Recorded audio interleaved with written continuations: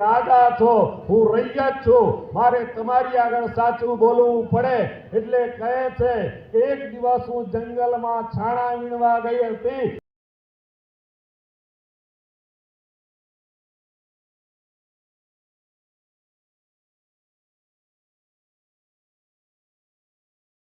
થાય છે, આનંદ થાય છે. મીરા પણ આવ્યા છે. તો નવયુગ વિદ્યાલયની બાળાઓ માટે એક વખત જોરદાર આપણે તાલીઓ વગાડી દઈશું.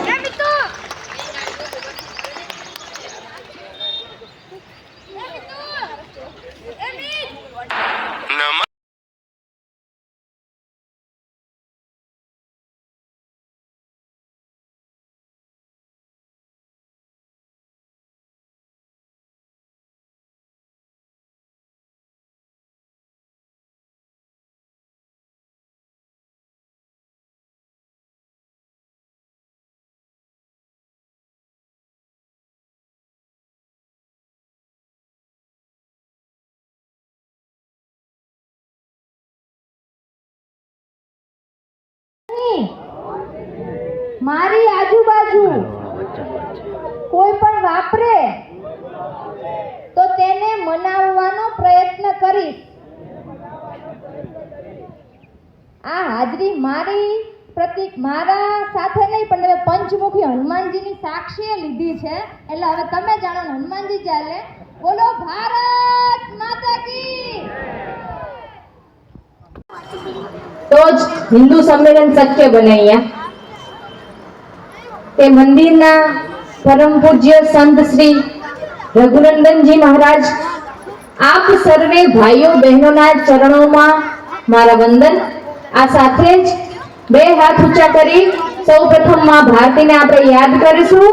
અને આપણે માં ભારતીના પુત્ર છીએ તો હાથ ઊંચો થશે અને અવાજ જોરથી નીકળશે. બોલો ભારત માતા કી. ભારત માતા કી. આપ સૌ આપણા બંને હાથ સાથે લાવ્યા હશો. લાવ્યા હો એટલા ઊંચા કરજો, ઘેર મૂકીને આવ્યા એટલા કરતા નહીં. આ પંજો નહીં, મુઠ્ઠી. આ હિન્દુ એકતાની મુઠ્ઠી છે, આ રાષ્ટ્રવાદની મુઠ્ઠી છે, આ પંચનિષ્ઠાની મુઠ્ઠી છે. મારી સાથે જયઘોષ કરજો. ભારત માતા કી. ભારત માતા કી. વંદે વંદે. જય જય શ્રી રામ. જય જય શ્રી રામ. પંચમુખી હનુમાનજી મહારાજ કી. હિંસા અલા હિન્દુ કોઈ દિવસ હિંસા કરે ખરો? કીડીઓને નગરા પૂરનારી હિન્દુ પ્રજા, માછલાને મમરા ખવડાવનારી હિન્દુ પ્રજા, કૂતરાને રોટલા નાખનારી હિન્દુ પ્રજા, નાગને નાગ પાંચમે આપણે દૂધ પીવડાવીએ છીએ. અને શ્રાદ્ધ આવે એટલે કાગડાને દૂધપાક આપણે ખવડાવીએ છીએ. એ પ્રજા કોઈને મારવાની વાત કરે ખરી? અલા અમે કોઈને મારીએ નહીં. એટલે અમારી નમ્રતાને કોઈએ નબળાઈ માનવાની જરૂર નથી. આ યાદ રાખી લેજો. એટલે હવે અમે સંકલ્પ કર્યો છે કે નિર્દોષ ઉપર હુમલો કરે તે હિન્દુ નહીં, નિર્બળ ઉપર હુમલો કરે તે હિન્દુ નહીં, લઘુમતી ઉપર હુમલો કરે તે હિન્દુ નહીં, પણ હિન્દુ ઉપર હુમલો કરે એને ફરીથી હુમલો કરે એવો રહેવા દે, એનું નામ પણ હિન્દુ નહીં. આ વાત લઈને અમે નીકળ્યા છીએ. આજે હિન્દુઓને જાગૃત કરવા પડે છે. મને નવાઈ લાગે છે. જગાડવો કોને પડે? તમારા બાળકને 10મા ધોરણ સુધી ભણાવજો અને પછી કહેજો કે હવે બોર્ડની પરીક્ષા નથી આપવી. કોઈ માનશે? નહીં માને. શું કામ? પરિણામથી જ આપણે હંમેશા પ્રેરણા લેતા હોઈએ છીએ. એમ આજે આયોજન સમિતિ છે તેમનો ખૂબ ખૂબ આભાર માનવો પડે કે આવું સરસ કાર્યક્રમ જ્યારે કર્યો છે ત્યારે જો એનું પરિણામ નહીં મળે ને તો આ કાર્યક્રમ નિષ્ફળ જશે અને મારે એને નિષ્ફળ જવા દેવો નથી. તો સૌપ્રથમ તો દિવ્ય ભવ્ય હિન્દુ સંમેલન શા માટે? તો આપણે સૌ જાણીએ છીએ અને જેમ મહારાજે પણ કહ્યું કે રાષ્ટ્રીય સ્વયંસેવક સંઘને 100 વર્ષ પૂરા થયા છે. તો જે 100 વર્ષ પૂરા થયા છે એમાં હિન્દુ સમાજ જે અત્યારે આપણે વિચારીએ ને તો આપણે માત્ર આપણા ઉંમરા સુધીનું જ સ્વાર્થ રાખીએ છીએ કે મારો દીકરો ભણે, મારી દીકરાને વહુને આ કપડાં લેવો, મારા ભાઈઓના દીકરાનો આપણને ચિંતા નથી. હું જે કહીશ એ સત્ય. બધા એક સાથે બેસીએ, એક સાથે જમીએ, એકબીજાને ભાઈ તરીકે ગળે લગાવીએ. યાદ રાખી લો કે સમાજમાં એવી કોઈ જાતિ નથી, જ્ઞાતિ નથી કે જેમાં મહાન પુરુષ ન થયા હોય. સમાજમાં એવી કોઈ જ્ઞાતિ નથી જેમાં નીચ માણસો ન થયા હોય. રોહિદાસજી ચમાર હતા, આખા ભગત સોની હતા, પીપા ભગત દરજી હતા, બોડાણો ક્ષત્રિય હતા, કાનદાસજી દેવી પૂજક હતા, સરયુદાસજી મહારાજ પટેલ હતા, મીરાબાઈ ક્ષત્રિય હતા, નરસિંહ મહેતા બ્રાહ્મણ હતા અને બળદેવગીરી રબારી હતા. એવી કોઈ જાતિ નથી કે જેમાં મહાન પુરુષ ન થયા હોય. અમારે બ્રાહ્મણોમાં પણ બ્રહ્મ રાક્ષસ થયા છે. એટલે એવી કોઈ જાતિ નથી કે જેમાં નીચ માણસો ન થયા હોય. એટલે નવાઈ લાગે છે આજે ઠાકોર સમાજ રાતના 3 વાગે સંગઠિત થઈ શકે, પટેલ સમાજ ઉમિયા અને ખોડલના નામે સંગઠિત થઈ શકે, કારડિયા ભવાનીના નામે સંગઠિત થઈ શકે, બ્રાહ્મણો પરશુરામના નામે સંગઠિત થઈ શકે.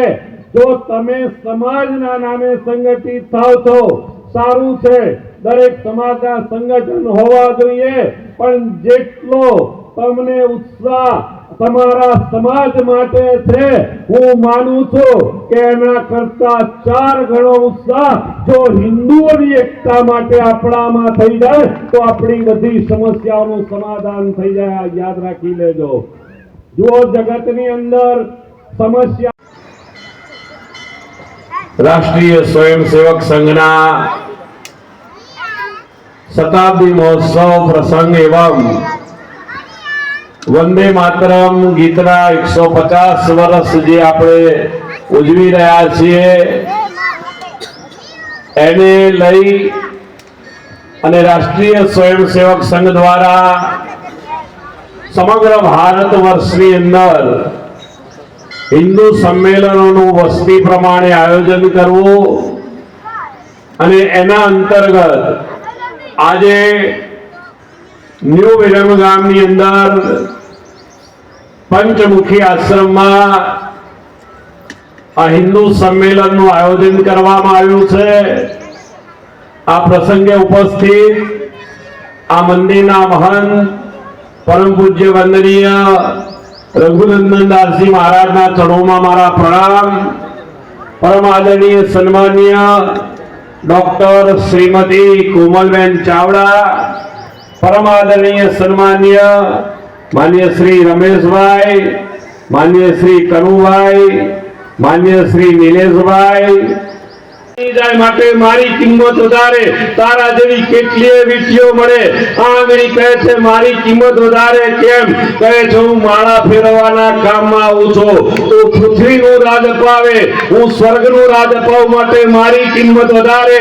આંગળી કહે છે મારી કિંમત વધારે કેમ? તો કહે છે હું દિશા સૂચન કરું છું, આમ જાઓ, આમ જાઓ, આમ જાઓ, આમ જાઓ. કોઈને આપણાથી કહેવાય નહીં માટે મારી કિંમત વધારે. અંગૂઠો કહે છે કાયદેસર મારી કિંમત વધારે કેમ? કારણ કે લાખો રૂપિયાનો દસ્તાવેજ હોય પણ મારી છાપ પડે નહીં ત્યાં સુધી એ દસ્તાવેજ પારિત થતો નથી માટે મારી કિંમત વધારે. હવે આ આંગળીઓ દરેક પોતાના કાર્યમાં પ્રવીણ છે.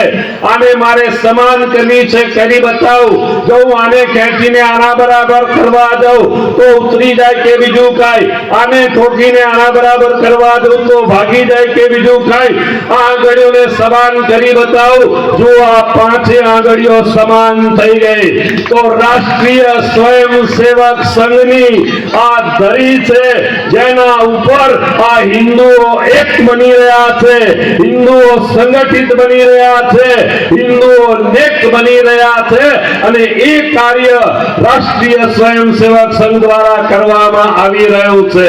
હું કેટલાય સમયથી આ સંમેલનો કરું